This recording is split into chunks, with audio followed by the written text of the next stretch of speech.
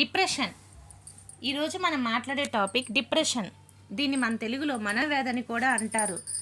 ఈ రోజుల్లో డిప్రెషన్ అనేది ఏజ్ తోటి సంబంధం లేకుండా అందరికీ కామన్ ప్రాబ్లం అయింది. కానీ నిజంగానే డిప్రెషన్ ఉంటే ఏ పని మీద కాన్సన్ట్రేషన్ చేయలేమని అంటారు. సాధారణంగా డిప్రెషన్కు 10 కారణాలు ఉంటాయి. ఒకరికి మనీ ప్రాబ్లం, ఒకరికి లవ్ ప్రాబ్లం, ఇంకొకరికి ముఖ్యంగా పిల్లలకి స్టడీ ప్రాబ్లం, లైక్ పిల్లలు చదవలేక లేదా పేరెంట్స్ ఫోర్స్ వల్ల కూడా డిప్రెషన్లోకి పిల్లలు వెళ్తుంటారు.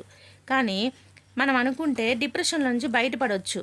అది ఎలాగంటే మన మీద మనకు కాన్ఫిడెన్స్ ఉండాలి. లైక్ సాధారణంగా మనం చూస్తుంటాం, కొంతమంది చూడటానికి అందంగా లేకపోవచ్చు, కానీ వాళ్ళు వేసుకునే డ్రెస్ వల్లనో లేదా వాళ్ళ జ్యువెలరీ వల్లనో వాళ్ళు అందంగా ఉన్నారని అనుకుంటారు. అంటే వాళ్ళ కాన్ఫిడెన్స్ లెవెల్స్ వల్ల వాళ్ళకి అలా అనిపిస్తుంది. అదేవిధంగా డిప్రెషన్లోకి వెళ్ళే వ్యక్తులకు డిప్రెషనే కాక ఇంకో చాయిస్ ఉందని ఆలోచించరు. లైక్ నా లైఫ్ ఇంతే, నా లైఫ్ నేను డిజైన్ చేసుకున్నట్టు లేదు, నా చుట్టూ ఉన్న వాళ్ళు చాలా హ్యాపీగా లైఫ్ లీడ్ చేస్తున్నారు, కానీ కష్టాలన్నీ నాకే అని భ్రమపడుతుంటారు. నిజమేమిటంటే ప్రపంచంలో ఉన్న వ్యక్తులందరూ హ్యాపీగా ఉండరు.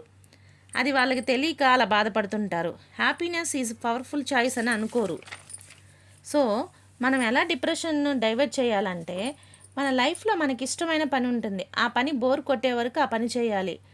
ఆ పని చేసిన తర్వాత ఇంకా ఈ పని చాలు బోర్ కొట్టిందని అనిపించిన తర్వాత ఇంకొన్ని పనులు మన లైఫ్లో ఎప్పటికీ చేయలేము, నా వల్ల కాదు, నేను చేయలేను, ఇది నేను ఎప్పటికీ చేయలేనని పనులు ఉంటాయి.